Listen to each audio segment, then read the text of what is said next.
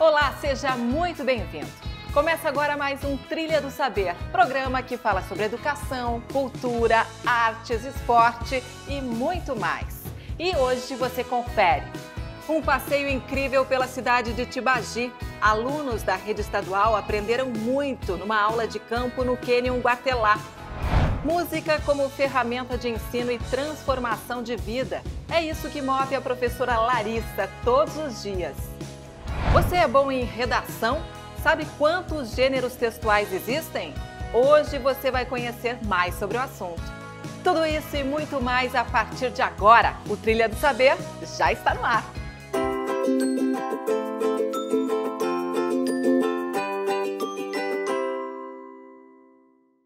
Um grupo de alunos da Rede Estadual de Ensino encarou uma trilha de mais de 8 quilômetros lá na região de Tibagi, nos Campos Gerais. Isso para encontrar uma paisagem deslumbrante.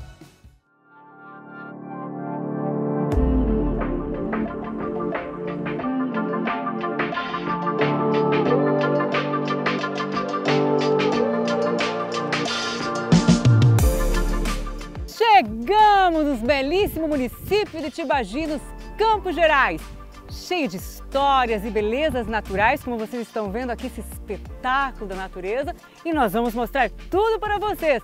Então, vem com a gente nesta aventura pedagógica!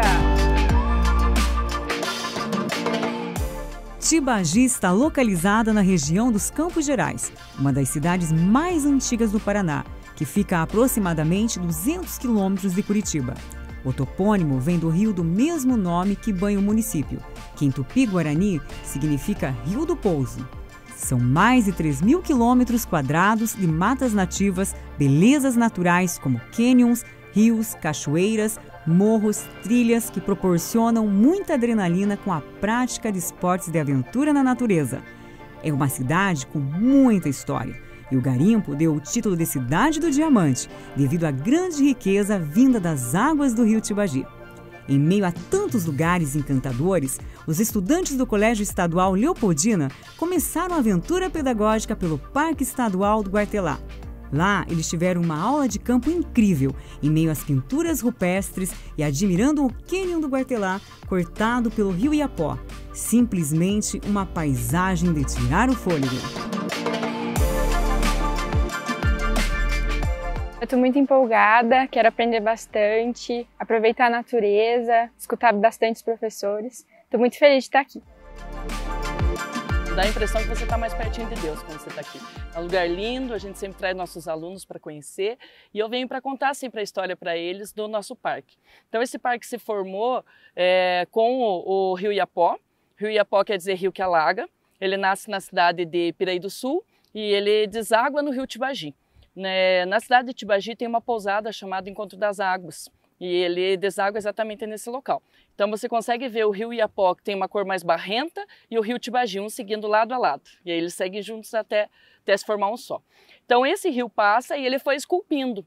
Então esse tipo de pedra, o arenito, ele vai sofrendo essa ação do meio ambiente, como vai sofrendo a nossa ação também, né? Então, por isso que o parque tem um número de visitantes, né? Não pode ter uma visitação tão grande, porque a ação do homem também prejudica. O Canyon do Guartelá ele é o 6º maior cânion do mundo em extensão, ele está no Guinness Book como o 6º maior, ele tem 32 quilômetros. Então, o Canyon começa em Castro, na pousada do Canyon Guartelá, e ele termina em Tibagi, na pousada Fazenda Guartelá. Nós, professores de História do colégio, decidimos já há alguns anos trabalhar a história de Tibagi. Até mesmo porque Tibagi é um município turístico, uma cidade turística, e os alunos de 9º ano estão indo para o ensino médio. Então, muitas vezes no médio eles podem trabalhar em alguma área ligada ao turismo. Então, no 9º a gente ensina toda a história de Tibagi. Professor, pensando agora na questão geológica, conta Certo. pra gente como que era isso daqui há milhões de anos. Há milhões de anos, que para o ser humano é relativamente difícil entender o que seja 42 milhões de anos atrás, os continentes estavam unidos. E nessa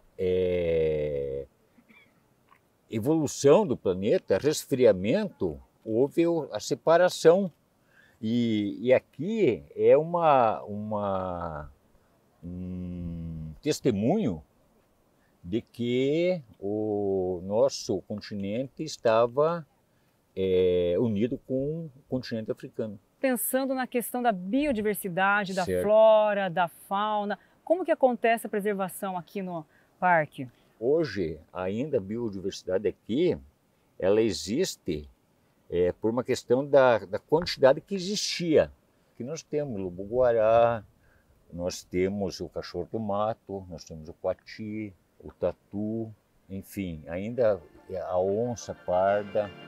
A caminho do sítio arqueológico, encontramos algumas figuras esculpidas nas rochas, como temos em Vila Velha, que chamamos de pareidolia. Com o passar dos anos, pela ação do vento e da água, ele vai formando gravuras, porque é uma rocha que está em decomposição. Então nós temos ali o que? Um cachorro, é isso? Exato. Cachorro, uma águia, Uma águia e ali um ET. ET. Viram aí, meninas? Sim. Bem bacana, professor. E nós chamamos isso de pareidolia, é isso? Pareidolia, exatamente.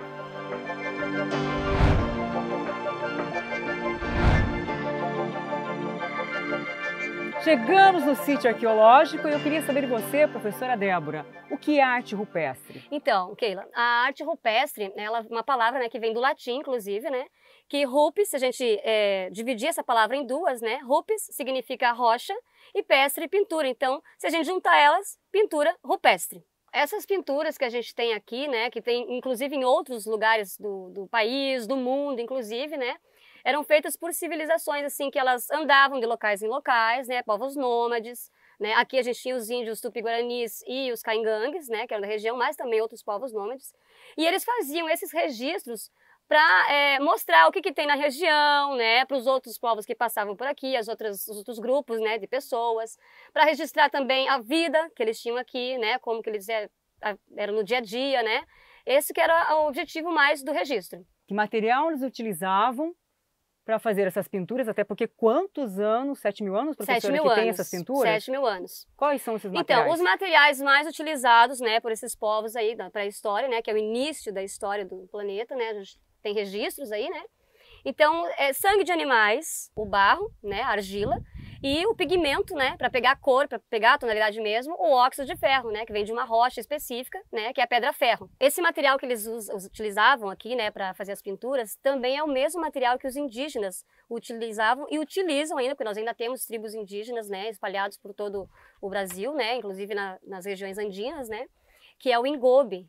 Quando a gente vê aqueles vasos de cerâmica pintados, coloridos, né, aqueles mais naturais mesmo, de indígenas, não que é feito num forno de cerâmica, que é um outro tipo de material, mas os mais rústicos, né, é utilizado com o engobe, né, essa pintura é feita com a argila e o pigmento do óxido de ferro, que tem as cores amarelo, ocre, verde, né, e isso indica também os minerais que tem na região. Nossos estudantes continuam a caminhada na trilha das pinturas rupestres, agora em direção aos Panelões do Sumidouro, um lugar mágico, perfeito para recarregar as energias depois de muito aprendizado e andar aproximadamente 8 quilômetros de trilha entre ida e volta.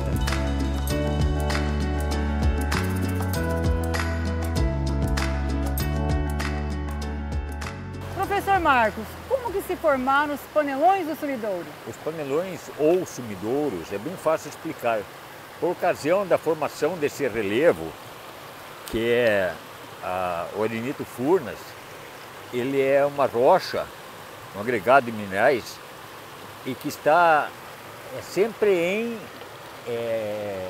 constante desgaste. Além do que, nesses locais onde existe hoje o paredão, uma grande parte de material orgânico, seja de origem animal ou vegetal, foi soterrado ali. E com o passar dos milhares de anos, esse material orgânico, ele desapareceu, se decompôs e gerou esse espaço, gerou esse oco na rocha. Dizem que é uma hidromassagem natural, Natural, verdade? É verdade. Isso Uma aqui delícia! Isso aqui é algo espetacular. A pessoa se reenergiza, porque agora nós estamos nessa caminhada aí, em poucos minutos nós sentamos aqui e já começa a sentir o restabelecimento da energia. Sim. Realmente é.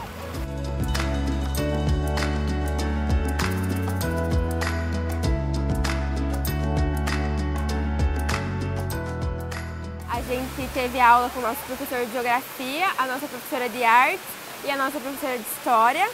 O professor de Geografia contou sobre as histórias das rochas do Guartelá, do cânion. Contou também sobre a história dos desenhos que tem nas rochas. A nossa professora de História explicou sobre o cânion Guartelá, como foi criado, como foi a história dele. Eu aprendi bastante com a aula de hoje, porque não foi uma aula que a gente estava na escola, sentado, vendo livro. A gente veio aqui e praticou, observou a história do cânion Guartelá. Aprendi isso vendo na aula, eu aprendi agora pessoalmente. Vendo os campos gerais, isso vai me ajudar muito no Enem, vestibular. Depois desta aula incrível no Guartelá, nossos estudantes foram conhecer a usina hidrelétrica Tibagi Montante. E lá aprenderam sobre a produção de energia limpa e renovável e a importância deste tipo de fonte energética para o crescimento econômico e a conservação do meio ambiente.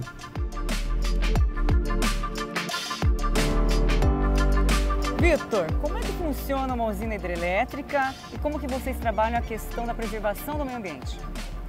Bom, Keila, energia elétrica nada mais é do que você usar a força da água para girar uma turbina, essa turbina girar o gerador, produzindo energia hidrelétrica.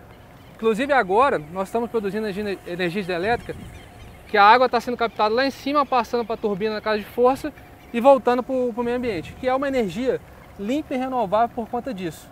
No processo não há nenhuma adição de óleo, transformação da água e nada, é somente a força da água que é utilizada e renovável porque o rio sempre corre, né, Keila? Ele nunca deixa de correr.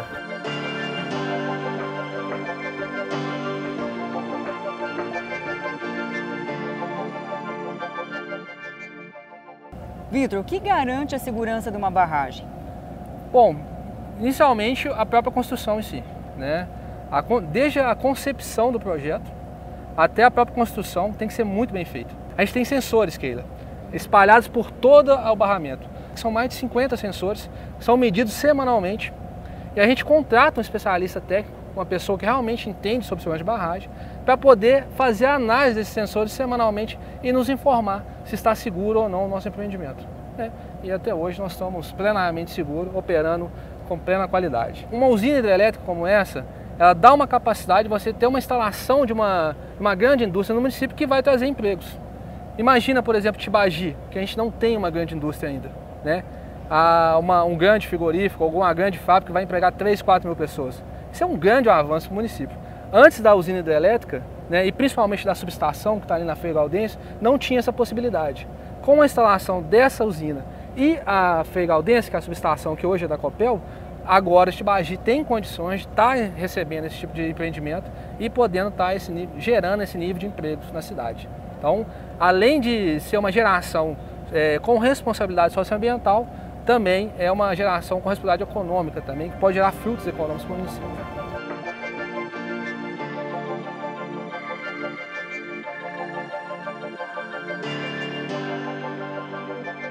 Vitor, quais são as ações ambientais aqui da usina?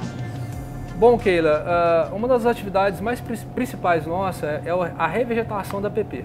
O que seria isso? APP, Área de Preservação Permanente, né? Em torno do lago, 80 metros, tanto na margem direita quanto esquerda, a gente tem que preservar. Nesse tempo nós já plantamos mais de 120 mil mudas, né? E é um trabalho constante, sempre a gente está fazendo novos plantios, né? Novas ações nesse sentido. Também fazemos monitoramento da qualidade de água. A gente tem que entender como que a água chega no reservatório, como que ela passa pelo nosso reservatório e como que ela sai do nosso reservatório. Então tudo isso a gente faz esse monitoramento, já são, se eu não me engano, 26 campanhas. E são 6 anos de monitoramento, 26 campanhas. Pensando na produção, quanto que essa usina gera de energia? A nossa capacidade máxima, ou seja, o máximo que a gente consegue gerar é 36 megawatts-hora. Isso, em termos assim, é o suficiente para 300 mil habitantes, né? Que dá em torno de 110 mil casas, por exemplo, pode ser, né? Hoje, exatamente hoje... Agora, né? Nesse exato momento, a gente tem aqui o painel de geração, né? Cada gráficozinho desse pizza é uma turbina que está ligada, então eu tenho 3. Então cada uma está gerando 7 megas. Se eu tenho 3 turbinas, então eu estou com 21 megawatts-hora gerando aqui na minha usina nesse exato momento, né? Às vezes eu consigo, é bastante. Pra Tibagi é mais do que o suficiente, né?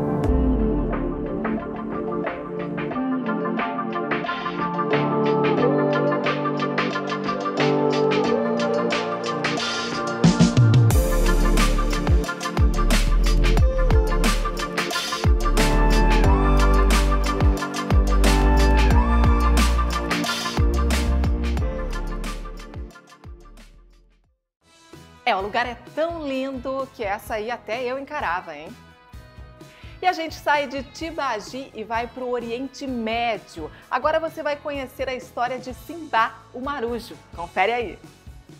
Meu nome é Eli, nasci na Síria e minha família veio para o Paraná quando eu tinha 9 anos. A região em que nasci está passando por conflitos trágicos. A paisagem que as crianças e jovens contracenam é de destruição e morte. Estou aqui para convidar vocês a assistirem o vídeo e ler o livro Simba, o Marujo, e assim conhecer um lado mais leve, mágico e aventureiro que o meu povo já viveu, e que eu tenho esperança que retome, e que o Oriente Médio não deixe morrer o que é intrínseco ao humano, sua capacidade de imaginar, sonhar e viver livremente. Nossa, tava esperando você. Que bom que você veio. Vem, tem muita coisa pra fazer. Abra na página 3 da primeira história do livro Simba, o Marujo, e veja o que uma fogueira pode fazer. Socorro! Socorro! Socorro! Socorro! Kalil, sei que está aí. Segura minha mão, vamos! Cadê vocês? Onde eu vim parar? Você vai ficar aí me olhando? Vem, me ajuda. Sem você enquanto leitor eu não sou nada. Vamos, avante! Agora abra na terceira página da segunda viagem e descubra o que é isso enquanto eu preparo minha fuga. Tudo pronto. Está vindo. Vou levar uns diamantes por precaução. Que legal estarem aqui. Nossas aventuras estão apenas começando. Estamos em território árabe. Eu moro em Bagdá, mas amo negociar pelo mar e viajar. Você gosta de viajar? Minhas aventuras integram um tempo bem distante do de vocês. Minhas histórias chegaram pelo livro As Mil e Uma Noites, mas a autora, Alaide Lisboa, separou as minhas aventuras e as recontou com mais suspense. Tente perceber isso enquanto lerem. Sei que meu território passa por tragédias horríveis aí no seu tempo atual. Muito triste. Nunca foi fácil por aqui. Mas ao abrirem as páginas das minhas histórias, me sinto inserido nessa realidade bonita do estado de vocês. Com rios, crianças correndo livremente. Mas acreditem, apesar de tudo, temos inteligência, criatividade e precisamos usá-las. Por isso, usem quanto puderem, leiam todos os livros que desejarem, pois a leitura nos ajuda a ser mais humanos. Vamos construir paz com as nossas leituras. Precisamos de liberdade para crescer, e não guerra. Você pode ajudar o mundo a ser mais leve e melhor. Aventura-se com Simba, o Marujo. Você sabe o que são gêneros textuais? Eles são muito importantes na língua portuguesa. Principalmente quando você vai escrever aquela redação digna de uma nota 10. Resenha.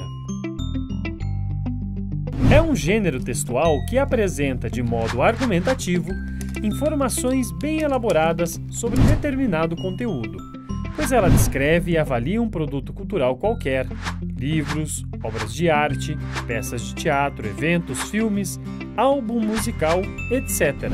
Porém, ela pode ser somente descritiva também. O autor propõe a construção de relações entre características e propriedades do objeto cultural analisado, trazendo os aspectos que considerar relevante e importante para o leitor. Nesse sentido, pode ser uma avaliação positiva ou negativa sobre o produto avaliado. Artigo de opinião.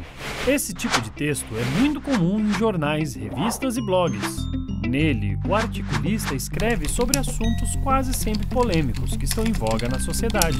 Assim, ele é um texto argumentativo que possui uma estrutura fixa com introdução, desenvolvimento e conclusão.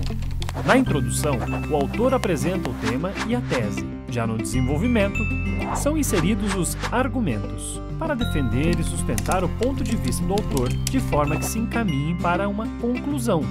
Esta última é retomada a tese inicial e o articulista faz o fechamento do texto. Reportagem. Este gênero textual, assim como a notícia, pertence ao campo jornalístico e traz informações sobre temas diversos como políticos, sociais, econômicos e culturais, fato ou acontecimento. Porém, diferente da notícia, são textos mais longos por conter mais elementos. A reportagem normalmente traz resultados de pesquisas, depoimentos e dados comparativos para enriquecer o texto. Sua linguagem é formal, clara e dinâmica, e o foco pode variar entre terceira e primeira pessoa. Seu conteúdo é mais interpretativo do que narrativo. Editorial. Esse tipo de texto é publicado por jornais, revistas e sites. De conteúdo opinativo, representa o ponto de vista sobre algum fato da atualidade que será abordado no veículo de comunicação. Texto escrito em terceira pessoa, com características expositivas e argumentativas. Crítico, pode ser assinado pelo editor, colunista ou o próprio veículo onde está sendo publicado o artigo. Normalmente, os veículos reservam um espaço nas primeiras páginas para ser publicado o editorial. Para destacar o conteúdo dos demais, coloque-se uma borda ou tipografia diferentes, deixando claro que se trata de uma opinião. Você encontra mais conteúdo sobre redação acessando a plataforma redacal.pr.gov.br. Agora a gente muda de assunto para falar sobre música. A música tem o poder de fazer a gente refletir, se acalmar ou até ficar um pouquinho agitado, né? Você vai conhecer agora a história de uma professora que usa a música como ferramenta para transformar a vida de alunos.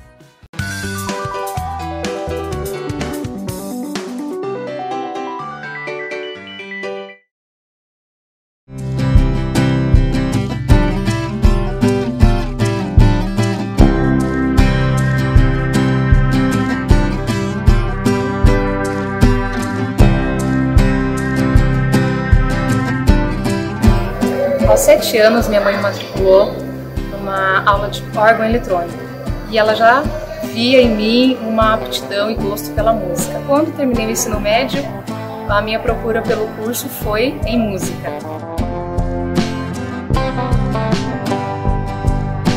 Eu descobri que eu queria ser professora na faculdade, através das práticas pedagógicas, das aulas. Lá eu vi que eu podia usar a música como ferramenta de transformação na educação, nos alunos, como melhorar a parte cognitiva, motora, na atenção deles, porque a música ela desenvolve a parte não só cognitiva e também cultural, mas também na concentração, no raciocínio lógico, ajuda em outras disciplinas, ela também é uma ferramenta interdisciplinar.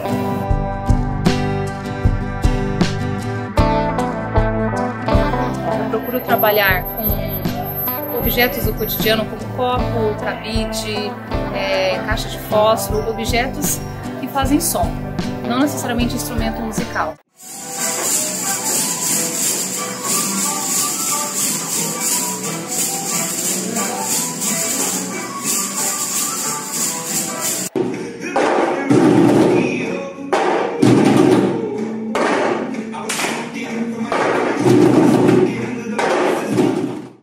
Também utilizo instrumento musical, flauta doce, violão, teclado, instrumentos de percussão, mas eu procuro trazer a parte rítmica, desenvolver o ritmo com esses elementos, para depois utilizar a flauta doce com repertório e também para ensinar as notas musicais, a escala e formar um repertório musical com esses alunos.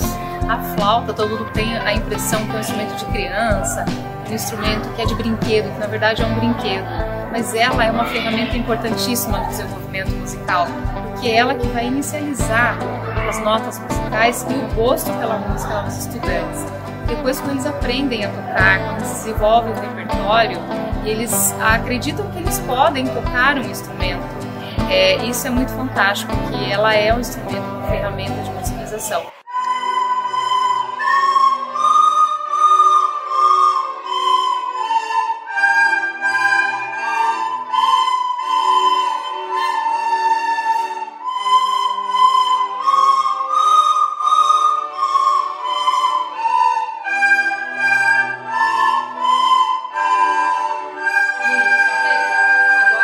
Professor, para mim, significa doação.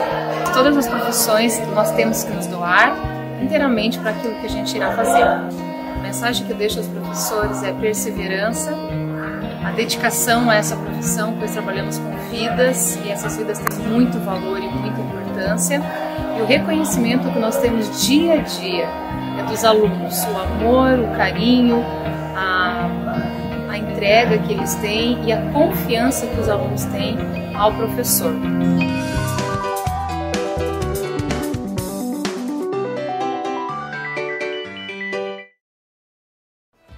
Que legal o trabalho dessa professora, né? Eu até já tentei me arriscar no violão, mas preferi continuar aqui no jornalismo. E o programa de hoje fica por aqui. Você pode acessar este e outros programas através do nosso QR Code que está aí na sua tela. Até a próxima. Tchau, tchau.